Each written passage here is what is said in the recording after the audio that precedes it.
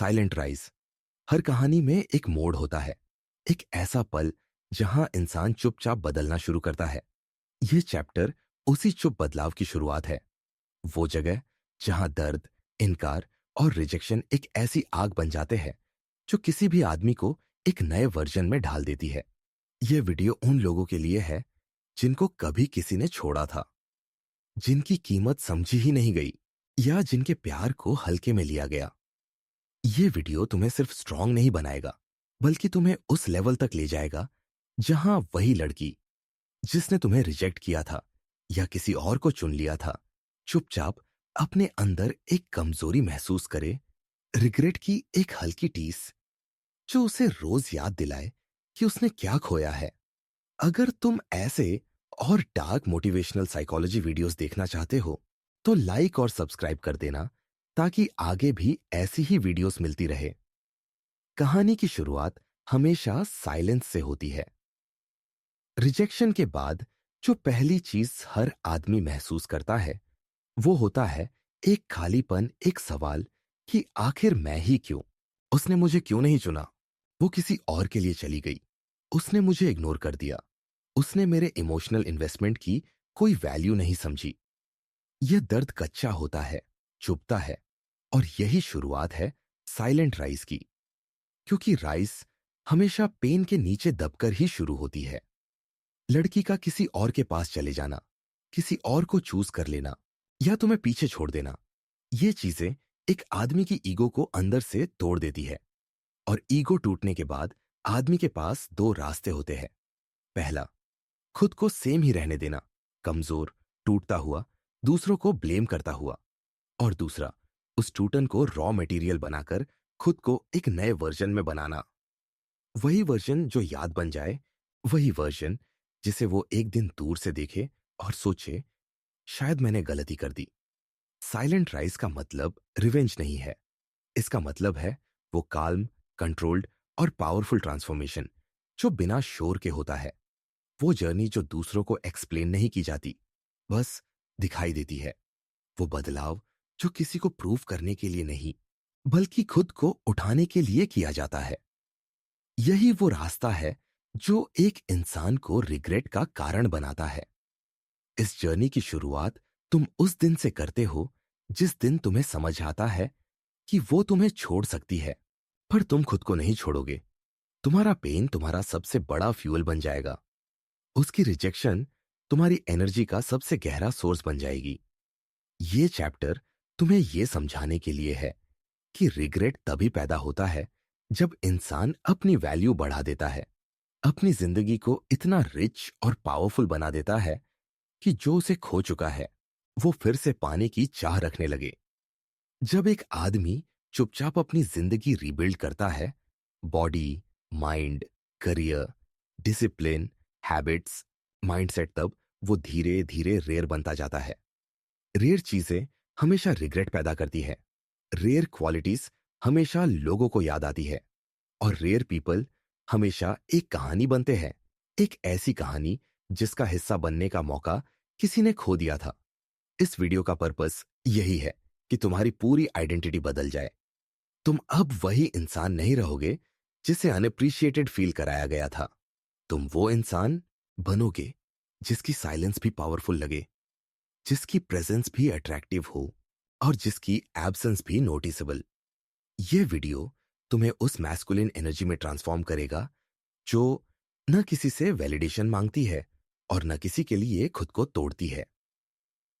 हर लड़की जिसने किसी लॉयल आदमी को हल्के में लिया हो, अपने अंदर एक रिग्रेट डेवलप करती है जब वो देखती है कि वही आदमी एक रेयर पर्सनालिटी बन चुका है। फोकस्ड, डिसिप्लिन्ड, कॉन्फिडेंट, अनडिटरेबल और इमोशनली सेल्फ कंट्रोल्ड। रिग्रेट तब पैदा होता है जब उसकी एक्सपेक्टेशंस कम थी और तुम्हारी ग्रोथ उससे कहीं ऊपर निकल गई। इस जर्नी का पहला स्टेप है साइलेंस, रिएक्ट न करना, चेस न करना, प्रूव न करना। खुद को विथड्रॉ करके अपनी एनर्जी को खुद पर लगाना।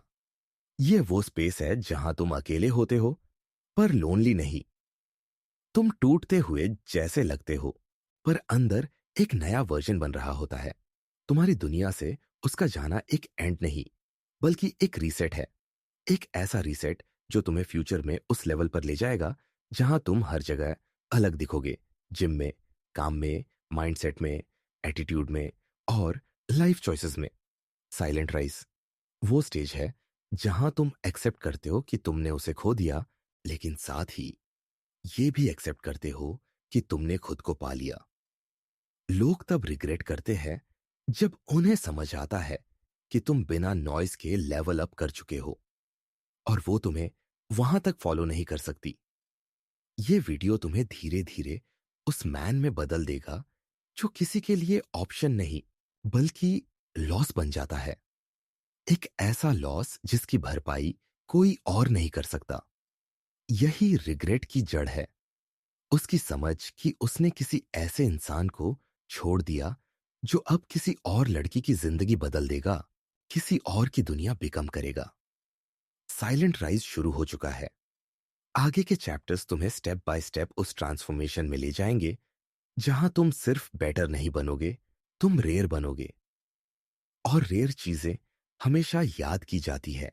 ब्रोकन ईगो कहानी का दूसरा पड़ाव शुरू होता है, वहां से जहां साइलेंस के बाद पहली दरार दिखाई देती है। दरार तुम्हारी ईगो में।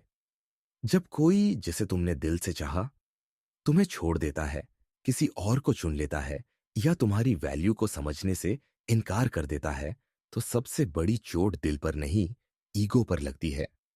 दिल कुछ समय बाद हील हो जाता है, लेकिन ईगो वो सवाल करती रहती है, आखिर मेरे में कमी क्या थी? क्या मैं उसके लिए इनफ नहीं था? क्या वो उस इंसान को मुझसे बेहतर समझती है? यही वो पल है जहां एक आदमी टूटता है और इसी टूटने में उसकी ट्रांसफॉर्मेशन की नींव रखी जाती है। ब्रोकन ईगो कोई कमजोरी नहीं है, ये वो मिरर है जिसमें तुम पहली बार अपनी सच्चाई देखते हो। जब वो तुम्हें छोड़कर चली गई, जब उसने तुम्हारी जगह किसी और को दे दी, तो तुम्हारा mind thousands of thoughts generate करता है। कंपैरिजन, इनसिक्योरिटी, डिसअपॉइंटमेंट और सबसे भारी वर्ड, रिजेक्शन। लेकिन इसी रिजेक्शन में एक हिडन रीसेट बटन होता है जो तुम्हारी आइडेंटिटी को फिर से डिजाइन करता है। जब ईगो टूटती है, आदमी की दुनिया बदल जाती है। वो समझ आता है कि जिस प्यार, अटेंशन और वैलिडेशन को वो लाइफ का सबसे बड़ा हिस्सा मान रहा था, वो एक्चुअली उसके हाथ में था ही नहीं। तुमने इतनी एक्सपेक्टेशंस बना ली थी कि तुम भूल गए थे कि तुम्हारी वैल्यू तुम्हारी खुद की नजर में होनी चाहिए, न कि किसी और की आंखों में। यही वो रियलाइजेशन है जहां से ग्रोथ शुरू होती है, क्योंकि जब इंसान रिकॉग्नाइज कर लेता है कि एक्सटर्नल वैलिडेशन अनस्टेबल है, तभी वो इंटरनल वैलिडेशन की तरफ बढ़ता है। ब्रोकन ईगो तुम्हें एक कड़वा ट्रूथ बताती है, किसी भी इंसान के लिए तुम रिप्लेसेबल हो सकते हो।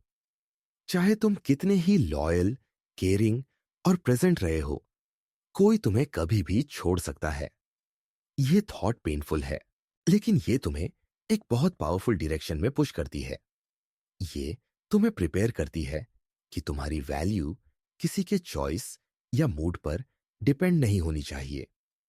तुम्हारी वैल्यू तुम्हारी स्टेबिलिटी, डिसिप्लिन और माइंडसेट से डिफाइन होनी चाहिए।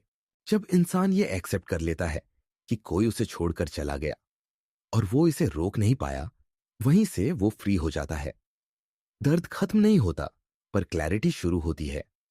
इसी क्लैरिटी में ईगो का टूटना एक्चुअली तुम्हारे लिए एक ब्लेसिंग बन जाता है, क्योंकि अब तुम अपनी एनर्जी उस इंसान पर नहीं, बल्कि खुद पर लगाते हो। जो ट्रांसफॉर्मेशन अब शुरू होगा, वो उसी ईगो के टूटने से पॉसिबल होता है। एक इंटैक्ट ईगो कभी सीखने नहीं देती, पर एक ब्रोकन ईगो हमेशा रीबिल्ड की तरफ ले जाती है। ब्रोकन ईगो की सबसे इंटरेस्टिंग बात यह है कि यही वह चीज है जो एक दिन रिग्रेट ट्रिगर करती है, क्योंकि जब वही आदमी जो कभी शैटर्ड, इग्नोर्ड और रिजेक्टेड फील कर रहा था, अचानक अपने अंदर एक अनमैच्ड ग्लो, एक फोकस्ड एनर्जी और एक साइलेंट पावर डेवलप करता है, तो दुनिया नोटिस करती है। और वो भी नोटिस करती है जिसने उसे छोड़ा था। रिग्रेट हमेशा तब पैदा होता है जब इंसान कंपेयर करने लगता है। वो सोचती है, जब वो मेरे साथ था तब बहुत इमोशनल था, अब इतना स्टेबल कैसे हो गया, इतना कॉन्फिडेंट कैसे हो गया, इतना इवॉल्व्ड कैसे हो गया। यही वो मोमेंट है जहां तुम्हारा ओल्ड वीक वर्जन उसके माइंड से मिट जाता है और एक नया इमेज बनता है, एक rare, elevated, untouchable version. Broken ego तुम्हें दो चीजें सिखाती है। पहली, तुम्हें किसी के साथ होने के लिए खुद को प्रूव करने की जरूरत नहीं।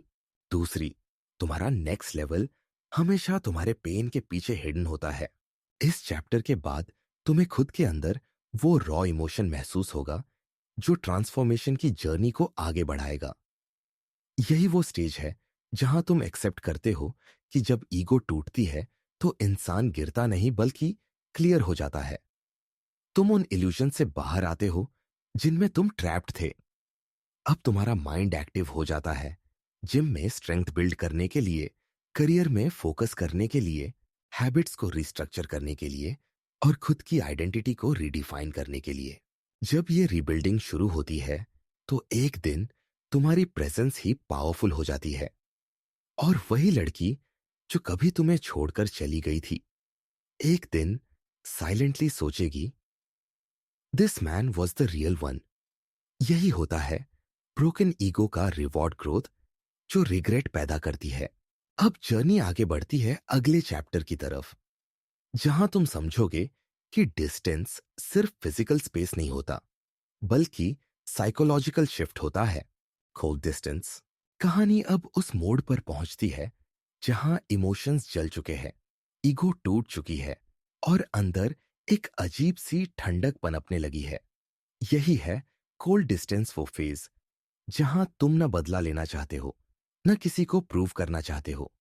तुम बस दूर हो जाते हो, चुप, स्थिर और इमोशनली अनटचेबल। यही डिस्टेंस वह चीज है जो किसी भी लड़की के अंदर सबसे गहरी रियलाइजेशन जगाती है। उसने एक ऐसा इंसान खो दिया है जो अब पहले जैसा नहीं रहा। जब किसी रिजेक्शन का दर्द फ्रेश होता है, ज्यादातर लोग रिएक्ट करते हैं। कॉल्स, मैसेजेस, एक्सप्लेनेशंस, क्लोजर की कोशिश। लेकिन जब तुम कोल्ड डिस्टेंस में प्रवेश करते हो तो रिएक्शंस की जगह क्लैरिटी आ जाती है। तुम्हारा माइंड चुपचाप एक्सेप्ट कर लेता है कि वो जा चुकी है और तुम उसके पीछे नहीं भागने वाले। और यही पहली ऐसी चीज होती है जिसे वो नोटिस करती है, तुम्हारी नॉन रिएक्शन। कोल्ड डिस्टेंस की सबसे बड़ी ताकत यही है कि यो किसी के खिलाफ नहीं बल्कि अपने लिए होती है। डिस्टेंस का मतलब इग्नोर करना नहीं बल्कि खुद को बचाना होता है। तुम अपनी एनर्जी वापस खींच लेते हो। जो अटेंशन पहले उसकी तरफ जा रही थी अब तुम्हारी ग्रोथ की तरफ फ्लो होने लगती है। ये शिफ्ट बाहर से बड़ी सिंपल लगती है, मगर इसका साइकोलॉजिकल इफेक्ट बेहद गहरा होता है। जब तुम इमोशनली विथड्रॉ करते हो, वो कनेक्शन जो वह कभी टेकन फॉर ग्रांटेड समझती थी अचानक गायब हो जाता है। इंसान वही चीज मिस करता है जिसे वो मान चुका था कि ये हमेशा रहेगी। तुम्हारा साइलेंस अब वेट रखता है, तुम्हारी एब्सेंस नोटिसेबल हो जाती है। ये एब्सेंस किसी भी रिग्रेट का पहला बीज होता है, क्योंकि जब तुम पीछे हटते हो वो अपने फैसलों पर डाउट करना शुरू करती है। कोल्ड डिस्टेंस तुम्हें डिटैच करना सिखाता है। ये अटैचमेंट नहीं, एडिक्शन होती है जो इंसान को कमजोर बनाती है। लेकिन जब तुम डिटैच होना सीखते हो तुम अपनी आइडेंटिटी वापस पा लेते हो। अब तुम किसी के मूड पर डिपेंड नहीं करते। तुम अब किसी के रिप्लाई, किसी के अटेंशन, किसी के वैलिडेशन पर सरवाइव नहीं करते। तुम खुद को प्रायोरिटाइज करना शुरू करते हो, अपने गोल्स, अपने स्टैंडर्ड्स, अपने बाउंड्रीज। इस डिस्टेंस की गहराई तभी समझ में आती है जब एक दिन तुम मिरर में खुद को देखते हो और महसूस करते हो कि तुम अब वो इंसान नहीं रहे जो किसी के लीविंग से टूट जाए। तुम इमोशनली स्टेडी हो चुके हो, तुम रिएक्शन से ऊपर उठ चुके हो। और यह मैच्योरिटी किसी भी लड़की के लिए सबसे रेयर क्वालिटी होती है, क्योंकि ज्यादातर लोग इमोशनली एक्सप्लोड कर देते हैं। लेकिन तुम फ्रीज कर चुके हो, काल्म, कंट्रोल्ड, अनरीडेबल। इसी अनरीडेबल नेचर में अट्रैक्शन की सबसे बड़ी ताकत छुपी होती है। इंसान वही चीज जानना चाहता है जिसे वह समझ नहीं पाता।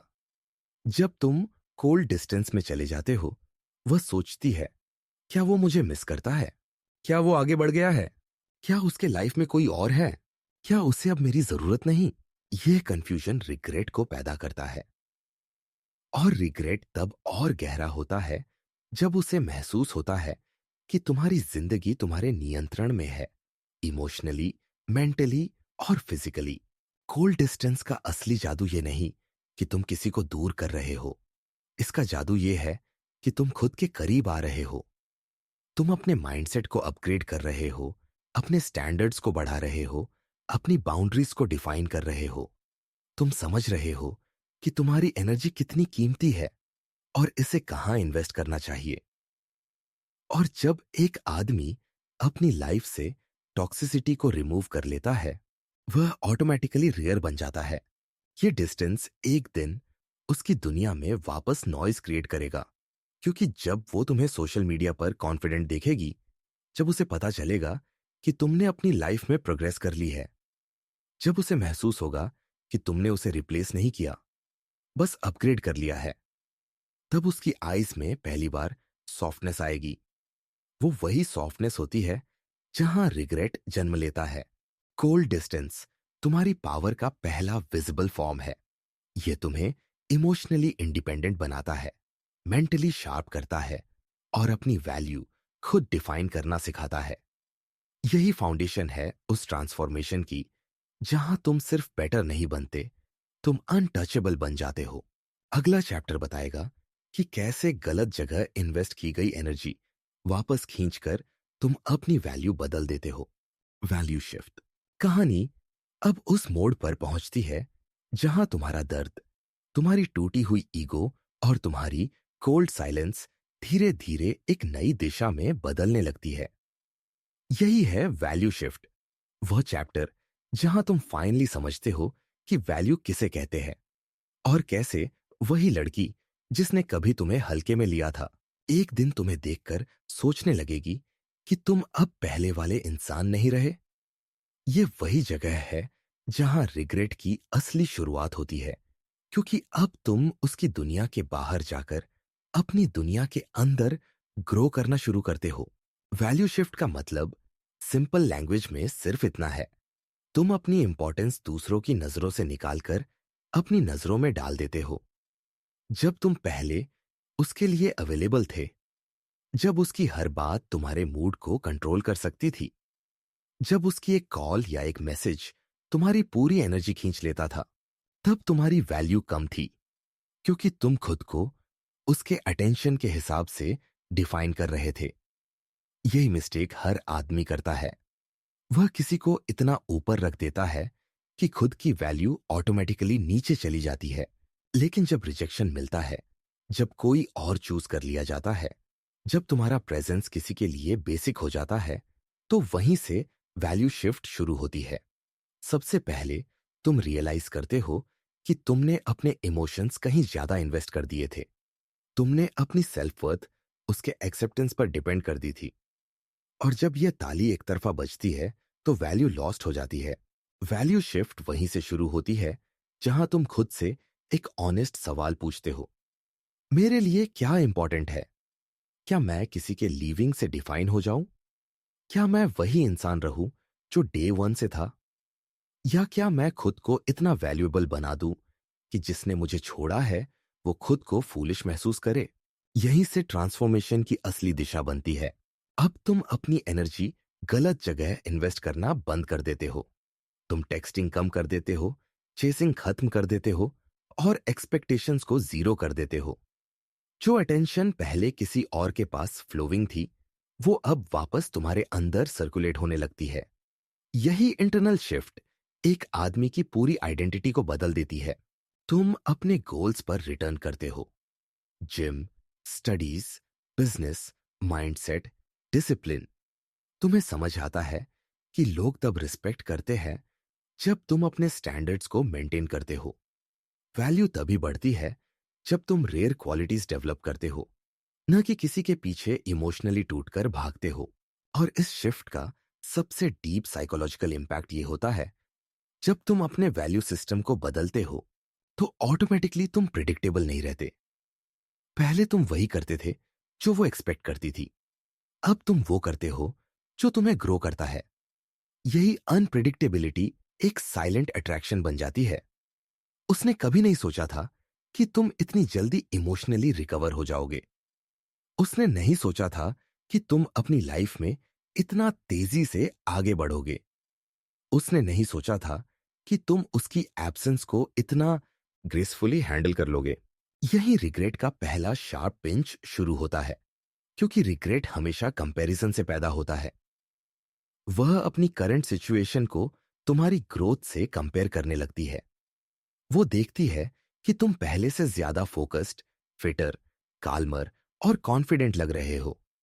उसने सोचा था कि तुम उसके बिना टूट जाओगे, लेकिन अब तुम उसके बिना बेहतर दिख रहे हो। वैल्यू शिफ्ट का सबसे पावरफुल इफेक्ट यह है कि तुम खुद को किसी के लिए प्रूव नहीं करते, बल्कि खुद की वर्जन को अपग्रेड करते हो। तुम अपने लाइफ में इतना बिजी हो जाते हो कि इमोशनली डिस्टर्ब होना तुम्हें लग्जरी लगता है। तुमने खुद को चूज कर लिया है, और यही सबसे रेयर मैस्कुलिन एनर्जी होती है। जब एक आदमी खुद को चूज करता है तो दुनिया खुद ब खुद उसे वैल्यू देना शुरू कर देती है। और वही लड़की जो एक समय तुम्हें आसानी से छोड़कर चली गई थी, अब अपने माइंड के किसी कोने में उसी चीज को सोचने लगती है जिससे हर इंसान डरता है। मैंने शायद सही इंसान खो दिया। वैल्यू शिफ्ट वही ट्रिगर है जो तुम्हें लॉस से लेजेंड बनने की ओर ले जाता है। आगे के चैप्टर में तुम सीखोगे कि कैसे इस न्यू वैल्यू को टर्न किया जाता है उन साइकोलॉजिकल प्रिंसिपल्स में जो रिवर्स डिजायर पैदा करते हैं। Reverse Dzire. रिवर्स डिजायर कहानी अब उस मोड़ पर आती है जहां टेबल्स धीरे धीरे टर्न होना शुरू होते हैं।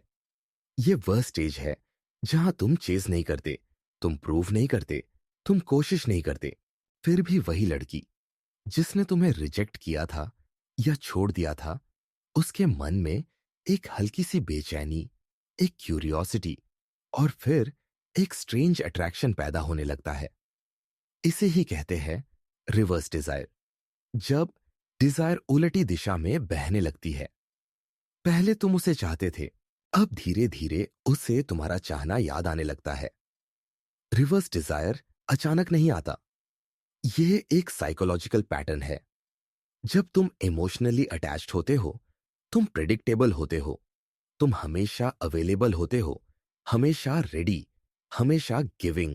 और प्रिडिक्टेबिलिटी किसी भी इंसान की अट्रैक्शन को किल कर देती है, क्योंकि माइंड नॉवेल्टी चाहता है, नई एनर्जी, नया चैलेंज, नई मिस्ट्री। लेकिन जब तुम वैल्यू शिफ्ट के बाद अपनी एनर्जी वापस खुद की तरफ मोड़ लेते हो, जब तुम साइलेंट और डिस्टेंट हो जाते हो, जब तुम अपनी लाइफ को रीबिल्ड करने लगते हो, तभी पहली बार वो तुम्हें एक अलग नजर से देखना शुरू करती है। अब तुम प्रिडिक्टेबल नहीं हो, तुम डिपेंडेंट नहीं हो, तुम इमोशनली रिएक्टिव नहीं हो, और मन हमेशा उसी की तरफ आकर्षित होता है जिसे वो खोता हुआ महसूस करता है या समझ नहीं पाता। रिवर्स डिजायर की शुरुआत वहीं से होती है जहां तुमने चेसिंग बंद कर दी थी। पहले तुम्हारे हर एक्शन का एक पैटर्न था, उसका एक टेक्स्ट तुम्हारे दिन को बना देता था, एक इग्नोर तुम्हें परेशान कर देता था। लेकिन अब तुम उन इमोशनल स्ट्रिंग्स से बाहर आ चुके हो। अब तुम्हारा फोकस खुद पर है, उसके मूड पर नहीं। और यह बदलाव इतना बड़ा होता है कि उसका माइंड ऑटोमेटिकली तुम्हारी तरफ पुल होने लगता है। रिवर्स डिजायर का सबसे इंटरेस्टिंग पार्ट यह है कि यह हमेशा साइलेंस से शुरू होता है। इंसान साइलेंस से डरता है, स्पेशली जब वह पहले अटेंशन का आदी हो चुका हो। जब उसे महसूस होता है कि तुम अब उतने अवेलेबल नहीं, उतने इन्वेस्टेड नहीं, उतने ईगर नहीं, तभी उसे लगने लगता है कि शायद उसने कुछ खो दिया है। वो धीरे धीरे क्वेश्चन करने लगती है, क्या यह अब मुझे मिस नहीं करता? क्या इसका ध्यान कहीं और है? क्या इसकी लाइफ अब मेरे बिना कंप्लीट है? यहीं से इनसिक्योरिटी और क्यूरियोसिटी एक साथ पैदा होती है, और यही कॉम्बिनेशन डिजायर को रिवर्स कर देता है। लेकिन ये डिजायर तुम कैप्चर करने के लिए नहीं। ये डिजायर तुम्हारे ट्रांसफॉर्मेशन का नेचुरल आउटकम है। रिवर्स डिजायर तब काम करता है जब तुम इंटरनली डिटैच हो चुके होते हो और जेन्युइनली अपनी लाइफ में मूव कर रहे होते हो। तुम एक्ट नहीं कर रहे, तुम सच में बदल रहे हो। और यही ऑथेंटिसिटी सबसे रेयर अट्रैक्शन बनती है। अब तुम सोशल मीडिया पर फोर्स्ड पॉजिटिविटी नहीं दिखा रहे, तुम अपनी लाइफ में रियल प्रोग्रेस दिखा रहे हो। जिम की कंसिस्टेंसी, करियर की क्लैरिटी, लाइफस्टाइल में इंप्रूवमेंट, इमोशनल काल्मनेस और एक अपग्रेडेड माइंडसेट, ये सब मिलकर एक ऐसी ऑरा बनाते हैं जो किसी भी इंसान को सोचने पर मजबूर कर दे। यह अब कौन बन चुका है? रिवर्स डिजायर का दूसरा गहरा ट्रूथ यह है कि इंसान तभी रिग्रेट करता है जब उसे लगता है कि उसने किसी ऐसे इंसान को छोड़ा है जिसे कोई और अब भी पा सकता है। जब वो तुम्हें औरों द्वारा अप्रिशिएटेड, रिस्पेक्टेड या नोटिस्ड होते देखती है, तो उसके अंदर एक साइलेंट कंपैरिजन शुरू होता है। तुम वही वो इंसान जिसे उसने चुना, तुम वाइस वो वर्जन जो पहले था, तुम वाइस वो मेमोरी जो अब फेड नहीं हो रही बल्कि स्ट्रॉन्गर होती जा रही है। रिवर्स डिजायर एक तरह का साइकोलॉजिकल मैग्नेटिज्म है। तुम पुल क्रिएट नहीं करते, तुम बस पुश होना बंद कर देते हो। और जब पुश खत्म होता है, अट्रैक्शन खुद ही उत्पन्न होने लगता है।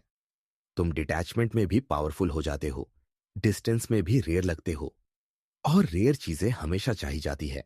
अब वह सोच सकती है कि तुम उसके बिना आगे कैसे बढ़ गए, तुम्हें फर्क क्यों नहीं पड़ रहा, तुमने उसे रिप्लेस क्यों नहीं किया बल्कि खुद को अपग्रेड कर लिया।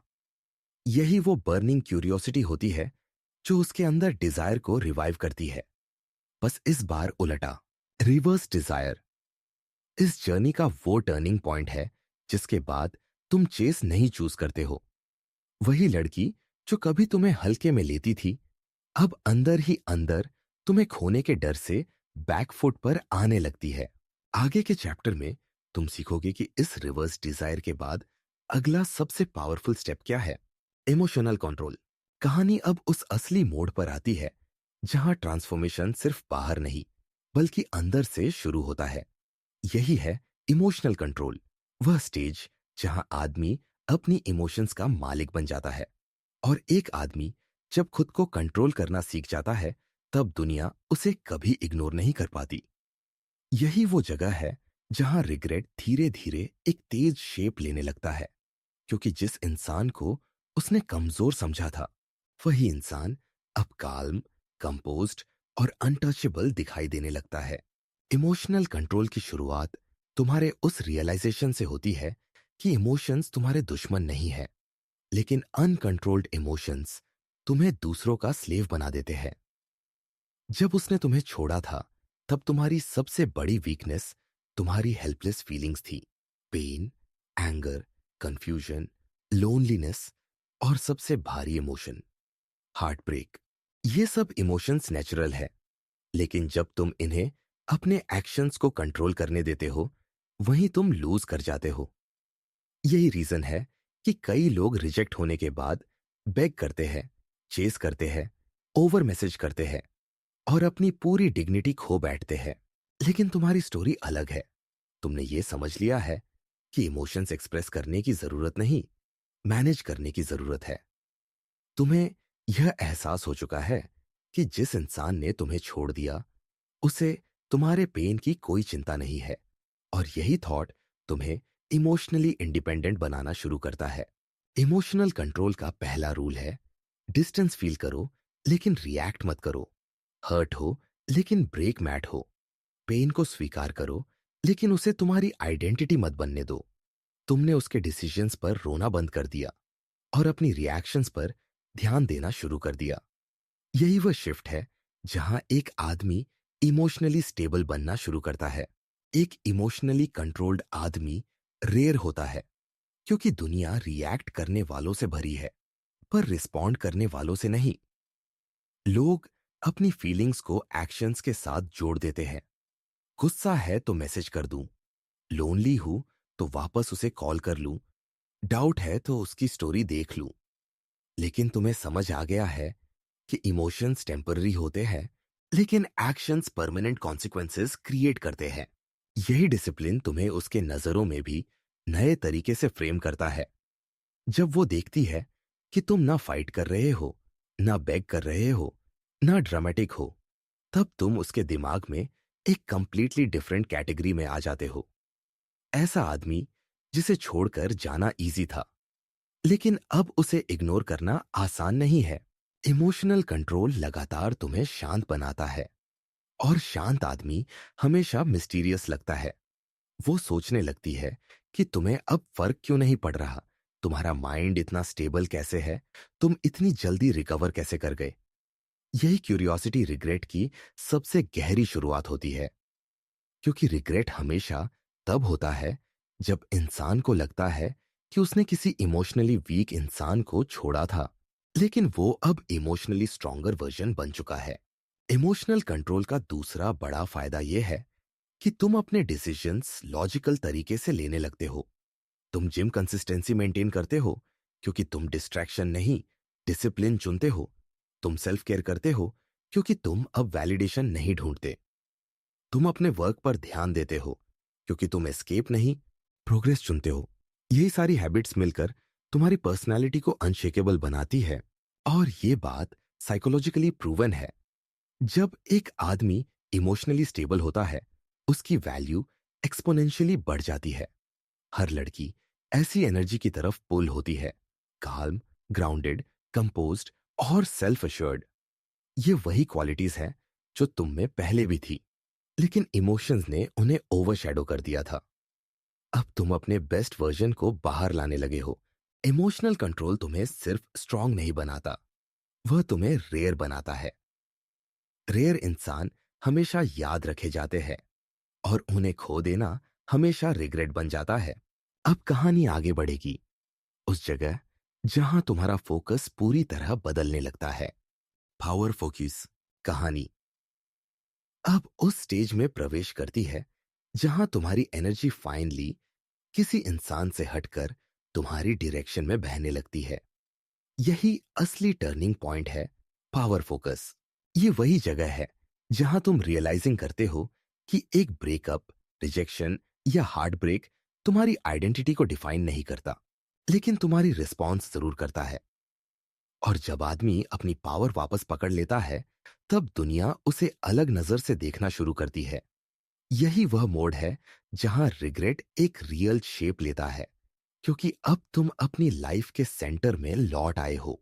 पावर फोकस की शुरुआत तब होती है जब तुम्हें समझ आता है कि तुम्हारी जिंदगी उससे पहले भी थी और उसके बाद भी होगी। तुमने उसके लीविंग को डेस्टिनी नहीं माना, तुमने उसे एक मैसेज माना कि तुम्हें खुद को अपग्रेड करना है। एक आदमी की सबसे बड़ी ताकत यही होती है कि वह गिरकर भी उठना जानता है। और जब तुम उठते हो, तो वही लोग जो एक समय तुम्हें हल्का समझते थे, अब तुम्हें सीरियसली ऑब्जर्व करना शुरू कर देते हैं। इस चैप्टर में एक चीज सबसे महत्वपूर्ण है, तुम चेस छोड़कर क्रिएशन की तरफ बढ़ते हो। तुम किसी की अप्रूवल मत मांगते हो, बल्कि अपने गोल्स को मजबूत करते हो। तुम अपनी बॉडी ट्रांसफॉर्म करते हो, अपने करियर में डेप्थ लाते हो, नई स्किल्स सीखते हो, अपने लुक्स इंप्रूव करते हो, और सबसे जरूरी, तुम अपने माइंड को शार्पन करते हो।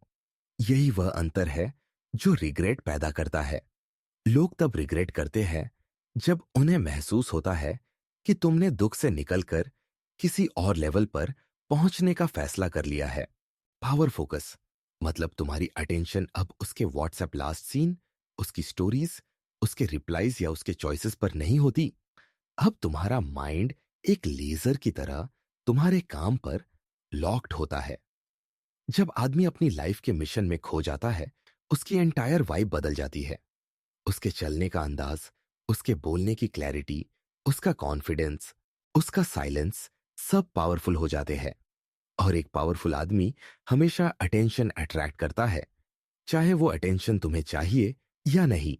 पावर फोकस की पावर इतनी स्ट्रांग होती है कि वह तुम्हारी साइकोलॉजी को रीसेट कर देती है। तुम डिस्ट्रैक्शन नहीं ढूंढते, तुम डायरेक्शन ढूंढते हो।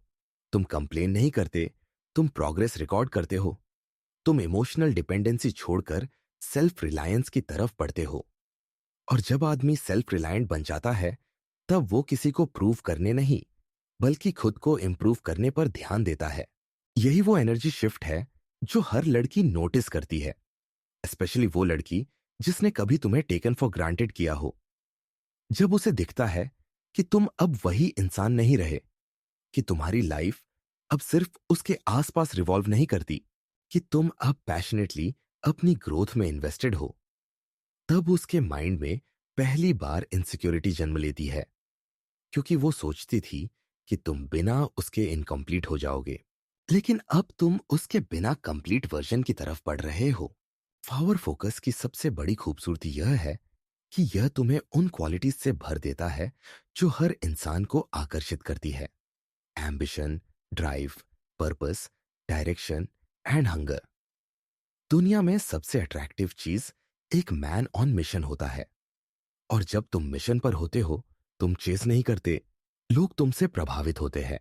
ये जर्नी सिर्फ उसके रिग्रेट के बारे में नहीं है, ये तुमसे एक प्रॉमिस है कि तुम अपनी लाइफ को इस लेवल पर ले जाओगे जहां तुम किसी के लिए सेकंड चॉइस नहीं बनोगे। तुम किसी के मूड के हिसाब से वैल्यूएबल नहीं रहोगे, तुम खुद अपनी कीमत डिफाइन करोगे। यही वो मैस्कुलिन स्ट्रेंथ है जो सदियों से रेयर रही है। जब एक आदमी खुद को स्ट्रॉन्गर, स्मार्टर, फिटर और फोकस्ड बनाता है, तो उसका पास्ट धीरे धीरे उसकी शैडो बन जाता है। लेकिन वो लड़की, उसके माइंड में तुम एक क्वेश्चन बन जाते हो: ये कैसे बदल गया? ये मेरे साथ इतनी एफर्ट्स डाल रहा था, पर अब खुद पर क्यों डाल रहा है? यही कंफ्यूजन रिग्रेट को जन्म देती है। अब कहानी आगे बढ़ेगी अगले चैप्टर की तरफ, जहां तुम अपने अंदर एक डार्क ट्रांसफॉर्मेशन शुरू करोगे। Dark upgrade. कहानी अब उस गहराई में प्रवेश करती है जहां तुम्हारा ट्रांसफॉर्मेशन सिर्फ सकारात्मक बदलाव नहीं रहता, बल्कि एक ऐसा इंटेंस और रॉ एवोल्यूशन बन जाता है जिसे देखकर कोई भी इंसान सोचने पर मजबूर हो जाए कि उसने किस लेवल के आदमी को खो दिया। यही चरण है डार्क अपग्रेड।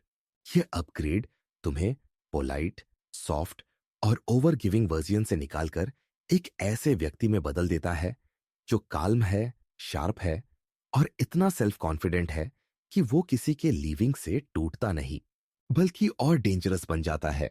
डार्क अपग्रेड की शुरुआत भीतर की उस आग से होती है जिसे रिजेक्शन ने जलाया था। यह आग डिस्ट्रक्शन नहीं करती, ये डायरेक्शन देती है।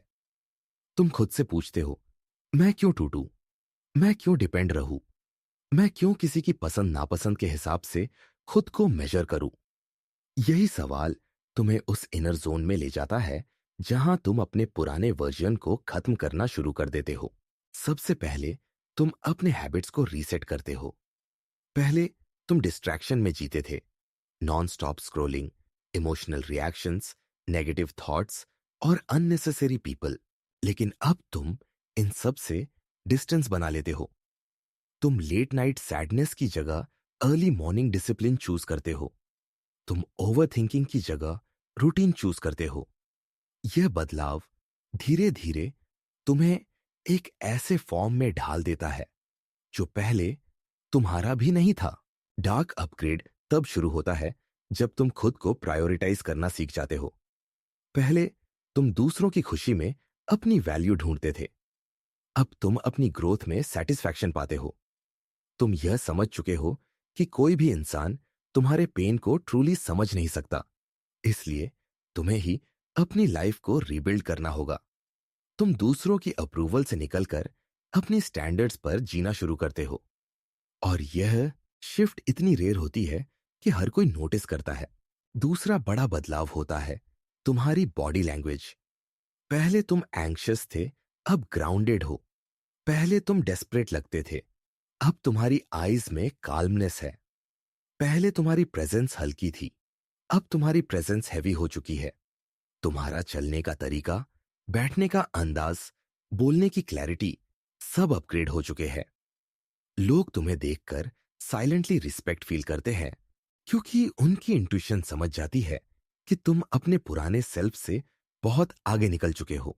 डार्क अपग्रेड केवल एक्सटर्नल नहीं होता, इसकी असली ताकत इंटरनल बदलाव में है। तुम अपने इमोशंस को मास्क नहीं कर रहे, तुमने उन्हें मास्टर कर लिया है। तुम्हें अब छोटी छोटी बातों पर रिएक्ट करने की जरूरत नहीं। किसी का एटीट्यूड तुम्हें डिस्टर्ब नहीं करता, किसी का साइलेंस तुम्हें ब्रेक नहीं करता। तुम इमोशनली स्टेबल हो चुके हो। और ये स्टेबिलिटी किसी भी लड़की के लिए सबसे पावरफुल रिग्रेट ट्रिगर होती है, क्योंकि स्टेबिलिटी रेयर होती है। लेकिन इस अपग्रेड का सबसे डीप हिस्सा होता है तुम्हारा माइंडसेट। पहले तुम्हारा माइंडसेट सर्वाइवल मोड में था। तुम सोचते थे कि तुम अलोन नहीं रह सकते। तुम अटैच जल्दी होते थे। तुम आसानी से ट्रस्ट कर लेते थे। लेकिन अब तुम्हारा माइंड वॉरियर स्टेट में है। तुम खुद के साथ कंफर्टेबल हो। तुम ट्रस्ट देने से पहले ऑब्जर्व करते हो। तुम किसी को अपनी लाइफ में एक्सेस देने से पहले उसके बिहेवियर को मेजर करते हो। और एक आदमी जब सिलेक्टिव हो जाता है, वह ऑटोमेटिकली वैल्यूबल हो जाता है। डार्क अपग्रेड का सबसे बड़ा इंपैक्ट यह है कि तुम अब वैलिडेशन सीख नहीं करते। पहले तुम मैसेज रिप्लाई का इंतजार करते थे, अब तुम अपने वर्क की डेडलाइन देख रहे हो। पहले तुम उसके सोशल मीडिया पर डिपेंडेंट थे, अब तुम अपनी ट्रांसफॉर्मेशन पर एडिक्टेड हो। यही एडिक्शन तुम्हें अनस्टॉपेबल बनाती है। और जब एक आदमी अनस्टॉपेबल मोड में आ जाए, तब रिग्रेट अपने आप पैदा होता है, क्योंकि वो लड़की जिसने तुम्हें छोड़ दिया था, उसे अब एक पेनफुल रियलाइजेशन होने लगता है। This man is no longer the man I left, he is becoming someone I can't even reach anymore. यही वो मोमेंट होता है जहां रिग्रेट ट्रांसफॉर्मेशन को पावरलेस नहीं कर सकता, बल्कि वो खुद पावरलेस हो जाता है, क्योंकि तुम अब उससे आगे निकल चुके हो। डार्क अपग्रेड वह अवस्था है जहां तुम न रिवेंज चाहते हो, न वैलिडेशन। तुम बस ग्रो करते हो, साइलेंटली, पावरफुली, डेंजरसली। तुम अपनी लिमिट्स को ब्रेक करते हो, अपनी आइडेंटिटी रिबिल्ड करते हो और अपने अंदर की स्ट्रेंथ को अनलॉक कर देते हो। और यही अपग्रेड तुम्हें आइडेंटिटी रीबॉर्न कहानी अब उस मुकाम पर पहुंचती है जहां तुम सिर्फ बदल नहीं रहे, बल्कि खुद को फिर से जन्म दे रहे हो।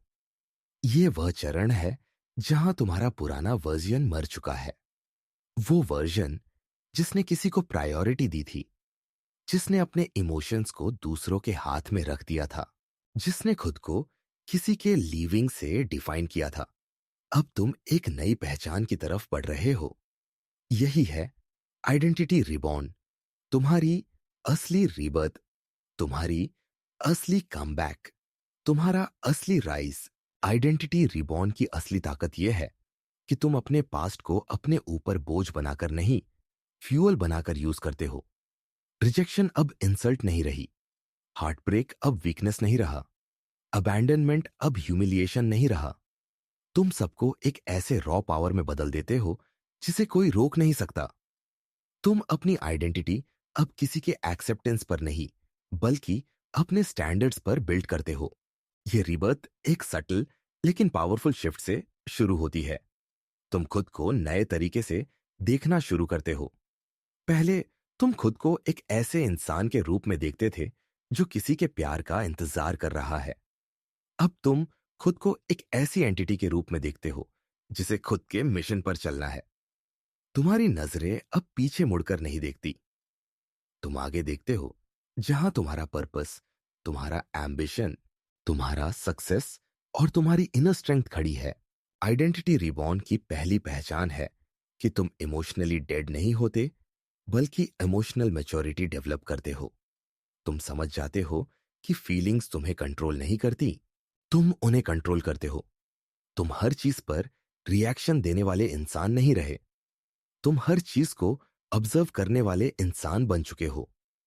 और ये ऑब्जर्वेशन इतनी डीप होती है कि किसी को तुम्हारे अंदर चल रहा फायर समझ नहीं आता, क्योंकि तुम उसे अब बाहर नहीं दिखाते। जब तुम खुद को रिबॉर्न करते हो, तुम अकेलेपन को पनिशमेंट नहीं, पावर की तरह देखने लगते हो। अकेलापन अब तुम्हें कमजोर नहीं करता, वह तुम्हें शार्पर बनाता है। तुम अपने अंदर की नॉइस को शट डाउन करके अपनी इनर वॉइस सुनते हो, और वही तुम्हें नई डायरेक्शन देती है। अपनी आइडेंटिटी का नया निर्माण इस बात पर आधारित होता है कि तुम खुद को किस नजर से देखते हो, न कि दुनिया तुम्हें कैसे देखती है। आइडेंटिटी रिबॉर्न का सबसे बड़ा बदलाव आता है सेल्फ वर्थ में। पहले तुम सोचते थे कि अगर कोई तुम्हें छोड़कर चला गया तो शायद तुम में कमी है, लेकिन अब तुम समझ चुके हो कि जो इंसान तुम्हारी वैल्यू नहीं देख पाया उसमें ही कमी थी। अब तुम अपने वर्दीनेस को किसी रिलेशनशिप की एग्जिस्टेंस पर डिपेंड नहीं करते। तुम्हारी वैल्यू, तुम्हारी डिसिप्लिन, तुम्हारी कंसिस्टेंसी, तुम्हारी ग्रोथ और तुम्हारे प्रिंसिपल्स में है। और ये रियलाइजेशन इतना एम्पावरिंग होता है कि तुम्हारी पूरी वाइब बदल जाती है। ये रीबर्थ तुम्हें फियरलेस बनाती है। पहले तुम्हें खोने का डर था, उसका, उस रिलेशनशिप का, उस अटैचमेंट का। अब तुमने खुद को खोने से बचा लिया है, इसलिए तुम्हें किसी और को खोने का डर नहीं लगता। तुम इमोशनली इन्वेस्ट करने से पहले एवेल्युएट करना सीख गए हो। तुम लॉयल्टी देने से पहले लॉयल्टी ऑब्जर्व करते हो। तुम अपनी एनर्जी हर जगह नहीं बांटते, तुम उसे चुनिंदा जगह ही देते हो। यही सिलेक्टिवनेस तुम्हें हाई वैल्यू बनाती है। और जब तुम्हारी आइडेंटिटी रिबॉर्न होती है तब रिग्रेट एक नेचुरल आउटकम बन जाता है, क्योंकि वो लड़की जिसने तुम्हें छोड़ा था वह अब तुम्हें बिल्कुल अलग रूप में देखती है। एक समय वो सोचती थी कि वह तुम्हें इजीली रिप्लेस कर लेगी, लेकिन अब उसे समझ आता है कि तुम रिप्लेसेबल नहीं थे, बस तुमने खुद को अंडर वैल्यू किया था। अब तुम रेयर बन चुके हो और रेयर इंसानों को खो देना हमेशा रिग्रेट बन जाता है। आइडेंटिटी रिबॉर्न का दूसरा बड़ा इंपैक्ट यह है कि तुम अब वैलिडेशन सीकर नहीं, वैलिडेशन गिवर बन जाते हो। पहले तुम उसके अप्रूवल के लिए जीते थे, अब तुम अपने अप्रूवल के साथ सरवाइव करते हो। पहले तुम किसी की दुनिया में जगह पाने की कोशिश कर रहे थे, अब तुम्हारी अपनी दुनिया बन चुकी है और लोग उसमें जगह चाहते हैं। आइडेंटिटी रिबॉर्न वह स्टेट है जहां तुम खुद को सिर्फ एक नया लुक नहीं देते, बल्कि एक नई फिलॉसफी देते हो। तुम स्ट्रांग हो लेकिन साइलेंट, तुम काइंड हो लेकिन बाउंड्रीज के साथ, तुम लविंग हो लेकिन सेल्फ रिस्पेक्ट के साथ, तुम लॉयल हो लेकिन ब्लाइंड नहीं। तुम्हारी आइडेंटिटी अब बैलेंस्ड है और यही बैलेंस तुम्हें अनस्टॉपेबल बनाता है। अब तुम वो इंसान नहीं जिसे छोड़ा जा सके, तुम वो इंसान बन चुके हो जिसे छोड़ने का पछतावा होता है। यही है आइडेंटिटी रिबॉर्न, वो नया जन्म जिसने तुम्हें ऑर्डिनरी से एक्स्ट्रॉर्डिनरी बना दिया है। इजीली प्रिडिक्टेबल थे, लेकिन अब तुम्हारी बाउंड्रीज क्लियर है। तुम हर किसी को अपनी एनर्जी नहीं देते, तुम हर अटेंशन का जवाब नहीं देते, तुम हर इनविटेशन एक्सेप्ट नहीं करते। ये सेलेक्टिव नेचर तुम्हारी वैल्यू बढ़ाता है। लोग हमेशा वही चीज चाहते हैं जो इजीली अवेलेबल नहीं होती, और तुम अब वही बन चुके हो। इस ऑरा का तीसरा डिमेंशन है पर्पस। तुम फोकस में हो, तुम्हारा गोल क्लैरिटी के साथ सेट है, तुम्हारी लाइफस्टाइल डिसिप्लिन पर रनिंग है, तुम्हारा एम्बिशन तुम्हारे अंदर से रेडिएट होता है। जब कोई आदमी मिशन पर होता है उसकी एंटायर वाइब बदल जाती है। ऐसे इंसान को देखकर लोग ऑटोमेटिकली रिस्पेक्ट फील करते हैं, और रिस्पेक्ट इच्छा में बदलने में ज्यादा समय नहीं लगता। यही मैग्नेटिक इफेक्ट है। तुम नजरों को अट्रैक्ट नहीं करते, माइंड को अट्रैक्ट करते हो। अब इस ऑरा का सबसे डीप साइकोलॉजिकल इंपैक्ट आता है उस लड़की पर जिसने तुम्हें रिजेक्ट किया था या छोड़ दिया था। पहले उसे लगा था कि तुम एवरेज हो, प्रिडिक्टेबल हो, इमोशनल हो, लेकिन अब वो देखती है कि तुम रेयर बन गए हो, focused, confident, calm, attractive, easily predictable थे। लेकिन अब तुम्हारी बाउंड्रीज क्लियर है। तुम हर किसी को अपनी एनर्जी नहीं देते, तुम हर अटेंशन का जवाब नहीं देते, तुम हर इनविटेशन एक्सेप्ट नहीं करते। ये सेलेक्टिव नेचर तुम्हारी वैल्यू बढ़ाता है। लोग हमेशा वही चीज चाहते हैं जो इजीली अवेलेबल नहीं होती, और तुम अब वही बन चुके हो। इस ऑरा का तीसरा डिमेंशन है पर्पस। तुम फोकस में हो, तुम्हारा गोल क्लैरिटी के साथ सेट है, तुम्हारी लाइफस्टाइल डिसिप्लिन पर रनिंग है, तुम्हारा एम्बिशन तुम्हारे अंदर से रेडिएट होता है, जब कोई आदमी मिशन पर होता है, उसकी एंटायर वाइब बदल जाती है। ऐसे इंसान को देखकर लोग ऑटोमेटिकली रिस्पेक्ट फील करते हैं, और रिस्पेक्ट इच्छा में बदलने में ज्यादा समय नहीं लगता। यही मैग्नेटिक इफेक्ट है। तुम नजरों को अट्रैक्ट नहीं करते, माइंड को अट्रैक्ट करते हो। अब इस ऑरा का सबसे डीप साइकोलॉजिकल इम्पैक्ट आता है उस लड़की पर जिसने तुम्हें रिजेक्ट किया था या छोड़ दिया था। पहले उसे लगा था कि तुम एवरेज हो, प्रिडिक्टेबल हो, इमोशनल हो, लेकिन अब वो देखती है कि तुम रेयर बन गए हो, फोकस्ड, कॉन्फिडेंट, काल्म, अट्रैक्टिव। ये ट्रांसफॉर्मेशन उसे शॉक देता है। वो साइलेंटली तुम्हें ऑब्जर्व करती है, स्क्रॉल करके तुम्हारी प्रोग्रेस देखती है, एनालाइज करती है कि तुम्हारी लाइफ अब कैसी दिखती है। और रिग्रेट तभी जन्म लेता है जब इंसान समझता है, मैंने उसे छोड़ा था जब वो अपने सबसे लोअर पॉइंट पर था, और अब वो अपनी लाइफ के हाईएस्ट फेज में पहुंच रहा है। ये कॉन्ट्रास्ट किसी भी इंसान के अंदर एक शार्प रिग्रेट पैदा करता है, क्योंकि इंसान हमेशा उसी को मिस करता है जो इंप्रूव होकर दूर चला गया हो। मैग्नेटिक ऑरा सिर्फ फिजिकल अपीयरेंस से नहीं आता, ये खुद को एक्सेप्ट करने से आता है। तुम कॉन्फिडेंट हो लेकिन डेस्परेट नहीं, तुम काइंड हो लेकिन नीडी नहीं, तुम अवेलेबल हो लेकिन 24/7 नहीं, तुम अप्रोचेबल हो लेकिन चीप नहीं। यह बैलेंस किसी भी इंसान को अट्रैक्टिव बनाता है, और तुम अब इस बैलेंस के मास्टर बन चुके हो। अब तुम वो इंसान नहीं जिसे छोड़ा जा सके, तुम वो इंसान बन चुके हो जिसे खोने का डर हर किसी को रहता है। और यही मैग्नेटिक ओरा तुम्हारी सबसे बड़ी जीत है, क्योंकि अट्रैक्शन टेम्पररी होता है लेकिन ऑरा परमानेंट होता है। मैग्नेटिक ऑरा वह स्तर है जहां तुम किसी के रिग्रेट का कारण नहीं बनते, तुम किसी के मेमोरी का स्ट्रॉन्गेस्ट चैप्टर बन जाते हो। अनटचेबल माइंड कहानी अब उस चरण में प्रवेश करती है जहां तुम्हारी ट्रांसफॉर्मेशन केवल बाहरी बदलावों तक सीमित नहीं रहती। अब तुम्हारा माइंड उस अवस्था में पहुंच चुका है जहां कोई तुम्हें इमोशनली मैनिपुलेट नहीं कर सकता, कोई तुम्हें मेंटली डिस्टर्ब नहीं कर सकता, और कोई तुम्हारी इनर स्टेबिलिटी को शेक नहीं कर सकता। यही अवस्था है अनटचेबल माइंड। एक ऐसा मन जो शांत भी है, मजबूत भी, और इतना इंडिपेंडेंट है कि जिसने तुम्हें छोड़ दिया था वह अब तुम्हारी मानसिक ऊंचाई तक पहुंच भी नहीं सकती। अनटचेबल माइंड की शुरुआत तब होती है जब तुम समझ जाते हो कि रियल पावर इमोशन से नहीं, कंट्रोल से आती है। पहले तुम्हारा माइंड हर छोटी चीज से प्रभावित हो जाता था, उसकी ऑनलाइन एक्टिविटी, उसकी रिप्लाईज, उसका डिस्टेंस, उसके वर्ड्स, उसका एटीट्यूड। तुम हर सिग्नल को ओवरथिंक करते थे, हर साइलेंस को पर्सनल मानते थे। लेकिन अब तुम्हारा माइंड इवॉल्व हो चुका है। अब तुम सिचुएशंस को इंटरप्रेट नहीं करते, बस ऑब्जर्व करते हो। और ऑब्जर्वेशन ऐसा वेपन है जो इंसान को अनब्रेकेबल बनाता है। इस स्टेज का सबसे गहरा ट्रूथ यह है कि तुम्हारे माइंड ने फाइनली खुद को डिपेंडेंसी के चक्र से आजाद कर लिया है। पहले तुम पूरी तरह इमोशनली अटैच थे, अब तुम इंटरनली डिटैच्ड हो चुके हो। पहले तुम्हारी हैप्पीनेस उसके प्रेजेंस से जुड़ी थी, अब तुम्हारी हैप्पीनेस तुम्हारी प्रोग्रेस से जुड़े है। यही इंटरनल शिफ्ट तुम्हें मेंटली अनटचेबल बनाती है। अनटचेबल माइंड का पहला कंपोनेंट है इमोशनल न्यूट्रलिटी।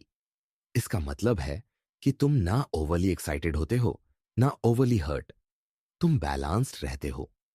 तुम किसी के एक्शंस का इमीडिएट इफेक्ट अपने मन पर नहीं होने देते। और बैलेंस अट्रैक्ट करता है, क्योंकि दुनिया अनस्टेबल लोगों से भरी है, लेकिन स्टेबल लोग रेयर होते हैं। रेयर लोग रिग्रेट का कारण बनते हैं। जब तुम मेंटली अनटचेबल हो जाते हो, तब तुम्हारा साइलेंस लाउड हो जाता है। तुम अननेसेसरीली एक्सप्लेन नहीं करते, तुम आर्ग्यूमेंट्स में एनर्जी वेस्ट नहीं करते, तुम किसी को प्रूव करने की कोशिश नहीं करते कि तुम वर्दी हो। तुम्हारी वैल्यू तुम्हारे एक्शंस और ग्रोथ में दिखती है। और यही साइलेंस उस लड़की को सबसे ज्यादा इंपैक्ट करता है जिसने तुम्हें हल्के में लिया था, क्योंकि एक समय वो तुम्हें इमोशनली शेक कर सकती थी, लेकिन अब तुम पूरी तरह अनबॉदर्ड हो चुके हो। अनटचेबल माइंड का दूसरा एस्पेक्ट है सेल्फ अथॉरिटी। अब तुम अपने डिसीजंस खुद लेते हो। तुम अपनी लाइफ की डायरेक्शन खुद तय करते हो। तुम रिएक्शंस और इंपल्सेस से नहीं, लॉजिक से ऑपरेट करते हो। तुम किसी रिलेशनशिप के लॉस को ट्रेजेडी नहीं मानते, तुम उसे ट्रांसफॉर्मेशन के लिए ट्रिगर मानते हो। यही मैच्योरिटी तुम्हें मेंटली सुपीरियर बना देती है। और सुपीरियर माइंड्स हमेशा याद रखे जाते हैं। इस माइंडसेट का असली जादू यह है कि तुम इमोशनली अवेलेबल तो हो, लेकिन इमोशनली डिपेंडेंट नहीं। तुम केयर कर सकते हो बट यू डोंट कोलैप्स। तुम लव कर सकते हो but you don't lose yourself. तुम लॉयल हो सकते हो but you are never blind. ये बैलेंस किसी भी इंसान को एक्स्ट्रॉर्डिनरी बनाता है और उस लड़की को इंटरनली शेक कर देता है जिसने सोचा था कि तुम वही पुराने वर्जन में हमेशा फंसे रहोगे। अनटचेबल माइंड तुम्हें एक अतिरिक्त शक्ति देती है, डिटैचमेंट विदाउट बिटरनेस। तुम उसे ब्लेम नहीं करते, हेट नहीं करते, इंसल्ट नहीं करते। तुम बस डिटैच होकर अपनी लाइफ में आगे बढ़ते हो। और यही डिटैचमेंट उसे बर्न करता है, क्योंकि इंसान तब रिग्रेट नहीं करता जब कोई उसे दुख दे। इंसान तब रिग्रेट करता है जब कोई उसे बिना नॉइस के पीछे छोड़ दे और खुद को अपग्रेड कर ले। तुम्हारा माइंड अब उस लेवल पर पहुंच चुका है जहां तुम किसी भी नेगेटिविटी को अब्सॉर्ब नहीं करते। कोई तुम्हें प्रोवोक करे, तुम काल्म रहते हो। कोई तुम्हें इग्नोर करे, तुम अनअफेक्टेड रहते हो। कोई तुम्हें अंडर वैल्यू करे, तुम अपना वैल्यू खुद मेंटेन करते हो। ये मेंटल इम्यूनिटी तुम्हें इमोशनली इनविंसिबल बना देती है। और जब वो गर्ल देखती है कि वही आदमी जिसे वह इमोशनल तरीके से कंट्रोल कर सकती थी अब उसकी किसी भी बात से डिस्टर्ब नहीं होता, तब रिग्रेट अपने पीक पर पहुंचता है। उसे रियलाइज होने लगता है कि उसने एक रेयर माइंड खो दिया है। एक ऐसा मन जिसे बेंड नहीं किया जा सकता, मैनिपुलेट नहीं किया जा सकता और ब्रेक नहीं किया जा सकता। अनटचेबल माइंड वह अवस्था है जहां तुम सिर्फ स्ट्रॉन्गर नहीं, अनुमान से बाहर, पहुंच से दूर और मेंटली अनशेकेबल बन जाते हो। और यही ट्रांसफॉर्मेशन तुम्हें उस लीग में ले जाता है जहां कोई तुम्हें इग्नोर नहीं कर सकता, और जिसे तुम छोड़ देते हो वह तुम्हें लाइफ टाइम रिग्रेट करता है। Final regret. हर कहानी का अंत वहीं होता है जहां सच्चाई बिना आवाज के सामने खड़ी हो जाती है। यही वह अंतिम पड़ाव है, फाइनल रिग्रेट। यहां पहुंचते पहुंचते तुम वो इंसान बन चुके हो जो पहले सिर्फ सरवाइव कर रहा था, अब थ्राइव कर रहा है। तुम वो वर्जन बन चुके हो जिसे कोई छोड़कर चला जाए तो भी उसकी दुनिया खाली महसूस होने लगती है। ये चैप्टर सिर्फ उसके रिग्रेट की कहानी नहीं है, ये तुम्हारी जीत की कहानी है। वह जीत जो नॉइज नहीं करती, लेकिन किसी के दिल में हमेशा के लिए एक दर्द छोड़ जाती है। फाइनल रिग्रेट की शुरुआत थोड़ी थोड़ी होती है। पहले वह तुम्हें दूर से देखती है, तुम्हारी स्टेबिलिटी, तुम्हारी डिसिप्लिन, तुम्हारी काल्मनेस, तुम्हारी ट्रांसफॉर्मेशन।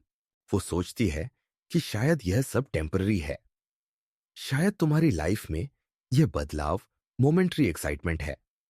लेकिन जब दिन हफ्तों में, हफ्ते महीनों में बदलते हैं और तुम लगातार ग्रो करते जाते हो, तब उसके अंदर पहली बार एक शार्प रियलाइजेशन जन्म लेता है। यह अब वही इंसान नहीं रहा जो मैंने छोड़ा था।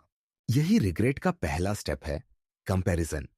वो अपने नए एक्सपीरियंसेस को तुम्हारी ओल्ड मेमोरीज से कंपेयर करने लगती है।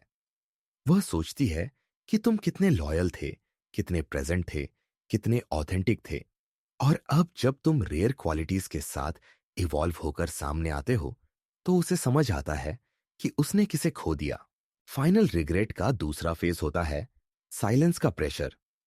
तुम उससे कोई अटेंशन नहीं मांगते, उसे प्रूव नहीं करते कि तुम बेटर हो। तुम उसकी तरफ लौटने की कोशिश नहीं करते। तुम्हारा साइलेंस उसे मिरर की तरह दिखाता है कि उसने तुम्हें कितना अंडर एस्टिमेट किया था। और साइलेंस एक तरह की पनिशमेंट है, क्योंकि रिग्रेट हमेशा माइंड के अंदर पनपता है, बाहर नहीं। अब रिग्रेट उसके अंदर गिल्ट का रूप लेने लगता है। उसे एहसास होने लगता है कि तुम्हें छोड़ना मिस्टेक नहीं, ब्लंडर था। वो सोचती थी कि तुम उसके बिना टूट जाओगे, लेकिन ब्रेक होने की जगह तुमने खुद को रिबिल्ड किया।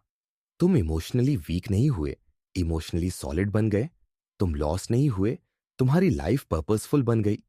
तुम्हारी ग्रोथ उसके लिए एक पेनफुल रिमाइंडर बन जाती है कि उसने अपने हाथों से एक फ्यूचर लूज कर दिया। और यहां आता है रिग्रेट का तीसरा और सबसे डीप फेस, रियलाइजेशन। जब उसे समझ आता है कि तुम अब अनरीचेबल हो चुके हो, तुम एक्सेसिबल नहीं, अप्रोचेबल नहीं, और सबसे बढ़कर तुम अवेलेबल नहीं।